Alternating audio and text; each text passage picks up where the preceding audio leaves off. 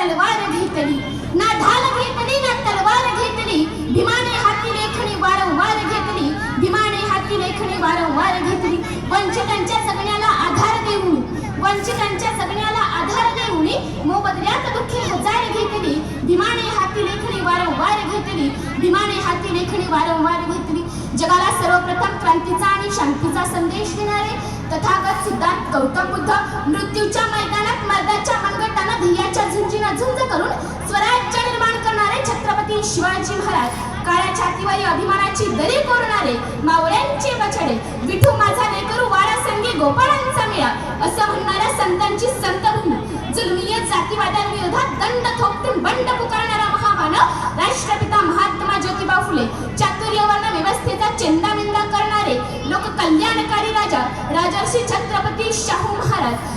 भारतीय राज्यघटनेचे शिल्पकार बुद्धी सम्राट डॉक्टर बाबासाहेब आंबेडकर माता रमाई माता भीमाई माता जिजाई माता अहिल्याई माता सावित्री या सगळ्या महामातांना आणि महामानवांना मी कुमारी ऋतुजा प्रकाश पाटील पहिल्या प्रथमतः विनम्र अभिवादन करून माझ्या भाषणास सुरुवात करते तर माझ्या भाषणाचा विषय आहे कोण होते बाबासाहेब आईला प्रश्न पडतो पोरांना 5 रुपये हरवले की काय पोरग म्हणता आई 5 रुपये तू दिलेस आईस्क्रीम खायची होती आईस्क्रीमच्या गाड्यावरती गेलो त्या काकाच्या हातात तू दिलेले 5 रुपये टेकवणार एकदा त्या 5 रुपयांच्या रोकड्याकडे मी पाहिलं आई तू दिलेल्या 5 रुपयांच्या रोकड्यावरती भारतरत्न बाबासाहेब आंबेडकरांचा फोटो होता आई तू दिलेल्या 5 रुपयांच्या रोकड्यावरचा तो बाबासाहेब आंबेडकरांचा फोटो आहे तो 5 रुपयांचा रोकडा देऊन आई आईस्क्रीम सोड पुनर्जन्म जरी मिळाला ना तरी मी तो विकत घेणार नाही कारण आई जन्म तू दिलास पण जन्मानंतर जगण्यासाठी लागणारा श्वास भुकेसाठी लागणारी भाकरी आणि स्वाभिमानाने जगण्यासाठी लागणारा आत्मसन्मान या सगळ्या गोष्टींवर ज्यांचं नाव करून ठेवावं एवढे अगणित उपकार ज्या बापाचे ते विश्वरत्न भारतरत्न डॉक्टर बाबासाहेब आंबेडकर यांची जयंती आज आपण या ठिकाणी साजरी करत आहोत म्हणून इलाही जमादार नावाचे एक कवी असं लिहितात की बाबासाहेबांनी आम्हाला काय दिले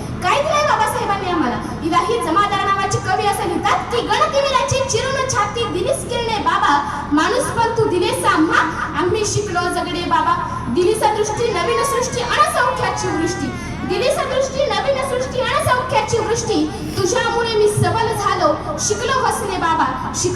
बाबा तुमचं आमचं असणं जगणं हसणं आमचं अस्तित्व या सगळ्या गोष्टी ज्यांच्यामुळे आहेत ते विश्वरत्न डॉक्टर बाबासाहेब आंबेडकर यांची जयंती आज आपण या ठिकाणी साजरी करत आहोत ही अतिशय कौतुकाची गोष्ट आहे कारण कागदावरती लिहिलेल्या महापुरुषांचा इतिहास कदाचित फाटला गेला असेल दगडावरती कोरलेला यांचा इतिहास कदाचित मिटला आणि पुसलाही गेला असेल पण या शेताच्या बांधावरती राबणाऱ्या शेतकऱ्यापासून ते अमेरिकेच्या राष्ट्राध्यक्ष पदावरती काम करणाऱ्या माणसापर्यंत बाबासाहेब आंबेडकर नावाचा इतिहास कोणी मिटवू शकत नाही या बाबासाहेब नावाच्या इतिहासाची किमया ही बाबासाहेब नावाच्या इतिहासाची किमया एक गोष्ट लक्षात घ्या मित्रांनो लंडन नावाचं विद्यापीठ आहे या जगातलं सर्वात मोठं विद्यापीठ इथे BA ची पदवी आहे अमेरिकेतल्या कोलंबिया विद्यापीठात MA आणि PhD ची पदवी आहे अमेरिकेतल्या कोलंबिया विद्यापीठात MA आणि PhD ची पदवी आहे लंडन युनिव्हर्सिटीमध्ये DSc आणि MSc ची पदवी आहे लंडन आणि युनिव्हर्सिटीमध्ये DSc आणि MSc ची पदवी आहे आणि या पदव्यांची नावं जर तुम्ही आम्ही ऐकले या पदव्यांची नावं जर तुम्ही आम्ही वाचले तर तुम्हाला आम्हाला वाटतं एवढ्या उच्च विभूषित पदव्या घेणारी ही कुणीतरी बड्या बापाची औलाद असेल पण एवढ्या उच्च विभूषित पदव्या घेणारी ही कुणी बड्या बापाची औलाद नाही तर गावच्या सार्वजनिक पाणवठ्यावर तहाणारी व्याकुळ होऊन तर हाताची ओंझळ करून भीक मागणारे आणि भुकेसाठी पोटाची लाही करणारे हे लहानगे बाबासाहेब आहेत याची जाणीव तुम्हाला आणि मला होणं सगळ्यात जास्त गरजेचं आहे मित्रांनो अमेरिका नावाचं या जगातलं सर्वात मोठं विद्यापीठ आहे या विद्यापीठाचा 300 वर्षाचा इतिहास आहे आणि या 300 वर्षाच्या इतिहासातलं सगळ्यात नामांकित असलेलं जे नाव आहे ते नाव म्हणजे विश्वरत्न भारतरत्न डॉक्टर बाबासाहेब आंबेडकर अमेरिकेसारख्या कोलंबिया विद्यापीठाच्या बाहेर अमेरिकेतल्या कोलंबिया विद्यापीठाचा इतिहास जो कोणी लिहिला तो बाबासाहेबांनी लिहिला आणि अमेरिकेसारख्या कोलंबिया विद्यापीठाचा इतिहास बाबासाहेब लिहिणार आहेत तर बाबासाहेबांची प्रेरणा यानं त्यानं नाही तर अमेरिकेतल्या एखाद्या निग्रो बनवल्या जाणाऱ्या जातीतल्या बराक ओबामा नावाच्या पोराने घ्यावी आणि अमेरिकेचं राष्ट्राध्यक्ष बाबासाहेबांची प्रेरणा घेऊन ते पोरगं व्हावं आणि त्याच अमेरिकेच्या बराक ओबामांच्या हस्ते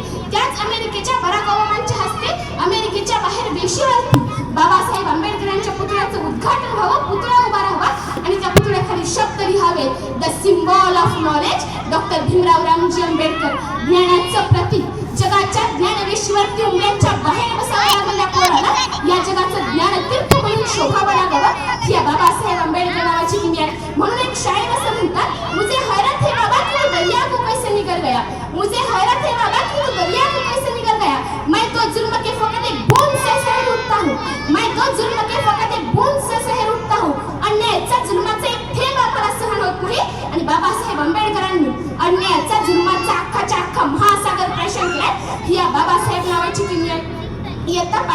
वर्गात शिकणाऱ्या बाबासाहेबांना लहानपणी भिवा नावाने हाक मारायची. भिवा नावाचं हे पोरगं उंबऱ्याच्या बाहेर बसून शिक्षणासह धडे घ्यायचं. सुवर्णांची पोरं वर्गात उंबऱ्याच्या आत बसायची, पण बाबासाहेब मात्र उंबऱ्याच्या बाहेर बसायचे. एके दिवशी इन्स्पेक्शनसाठी इंग्रज अधिकारी शाळेत आले आणि शाळेत आलेल्या इंग्रज अधिकाऱ्यांनी वर्गातल्या सगळ्या पोरांना प्रश्न विचारायला सुरुवात केली, पण वर्गातल्या एकाही पोराला प्रश्नाचं उत्तर येईन असं झालं. अधिकाऱ्यांची प्रश्नाची सरबत्ती सुरू होती, शिक्षकांची मात्र तारामनाने धांदल उडाली. अधिकारी शिक्षकांना म्हणाले, अहो तुमच्या शाळेची लाज उंबऱ्याच्या बाहेर बसलेल्या या पोरानं राखली आहे. अहो तुमच्या शाळेची लाज उंबऱ्याच्या बाहेर बसलेल्या या पोरानं राखली आहे. बाळा, सगळ्या प्रश्नाची उत्तर तू देतोस, मात्र उंबऱ्याच्या बाहेर का बसलायस? ते बाबासाहेब म्हणतात की साहेब, आकाशातून उडणाऱ्या पक्षाच्या सावलीचा विटाळ या देशातल्या जमिनीला होत नाही. तळ्यावरती जाऊन पाणी पिणाऱ्या जनावरांचा, कुत्रा मांजरांचा विटाळ मात्र त्या पाण्याला होत नाही. मात्र या देशातल्या व्यवस्थेला, या देशातल्या लोकांना, आमच्यासारख्या दीनदलितांचा विटाळ होतो म्हणून आम्हाला उंबऱ्याच्या बाहेर बसावं लागतं. अधिकाऱ्यांची नामुष्की होती. अधिकारी शांत झाले आणि शांत झालेल्या अधिकाऱ्यांनी बाबासाहेबांना पुन्हा दुसरा प्रश्न विचारला. अधिकारी म्हणाले, सांग भिवा, या पृथ्वीपासून सगळ्यात दूरचा ग्रह कोणता? अधिकारी म्हणाले, सांग भिवा, या पृथ्वीपासून सगळ्यात दूरचा ग्रह कोणता? त्यावेळेस बाबासाहेबांनी खाली मान घातली, डोळ्यात अश्रू आल्याने बाबासाहेब म्हणाले की साहेब, या पृथ्वीपासून सगळ्यात दूरचा ग्रह कोणता मला माहित नाही, मात्र माझ्यासाठी वर्गाच्या कोपऱ्यात ठेवलेला पाण्याचा माठ हाच पृथ्वीपासून सगळ्यात दूरचा ग्रह आहे. अहो, वर्गाच्या कोपऱ्यात ठेवलेल्या पाण्याच्या माठाला हात लावण्याचा अधिकार ज्या डॉक्टर बाबासाहेब आंबेडकरांना होता, त्या भीमराव रामजी आंबेडकर अर्थात तुमच्या माझ्या बापानं या देशाचं संविधान लिहून तुमचे माझे हात दिल्लीच्या तख्तालाही खेचून खाली आणता येईल एवढं सामर्थ्य तुमच्या माझ्या मनगटामध्ये निर्माण करण्याचं काम केलं होतं. म्हणून वामनदादा कडक यांनी म्हटले, वामनदादा कडक यांनी म्हटलंय की जीवन चितारत असताना बाबासाहेबांनी काय केलं आमच्यासाठी? कालही मुजरेच केले रे माझ्या मेलेल्या बापाने, कालही मुजरेच केले रे माझ्या मेलेल्या बापाने. काल परवा काय अवस्था होती बघा, कालही मुजरेच केले रे माझ्या मेलेल्या बापाने, पण लोक मला आज मुजरे करतील बाप भीमाच्या प्रतापाने, पण लोक मला आज मुजरे करतील बाप भीमाच्या प्रतापाने. होतो मातीत गडलेला, होतो मातीत पडलेला, होतो मातीत गडलेला, होतो मातीत पडलेला, पण माझ्या आयुष्याचं सोनच केलं रे या प्रतापाने, पण माझ्या आयुष्याचं सोनच केलं रे या प्रतापाने. माझ्या आयुष्याचं सोनं डॉक्टर बाबासाहेब आंबेडकरांनी लिहिलेल्या संविधानामुळे झालं. ही गोष्ट तुम्हाला आणि मला लक्षात घेणं सगळ्यात जास्त गरजेचं आहे. शिका, संघटित व्हा आणि संघर्ष करा. शिक्षण हे वाघिणीचे दूध आहे आणि तो जे प्राशन करेल तो गुरगुरल्याशिवाय राहणार नाही असा मंत्र देणारे कोण होते? तेच तर होते बाबासाहेब, तेच तर होते बाबासाहेब. शेवटी माझ्या वाणीला पूर्णविराम देताना आणि व्यासपीठाची रजा घेताना एवढेच होते, ताजमहल अगर प्रेम की निशानी है, ताजमहल अगर प्रेम की निशानी है तो 14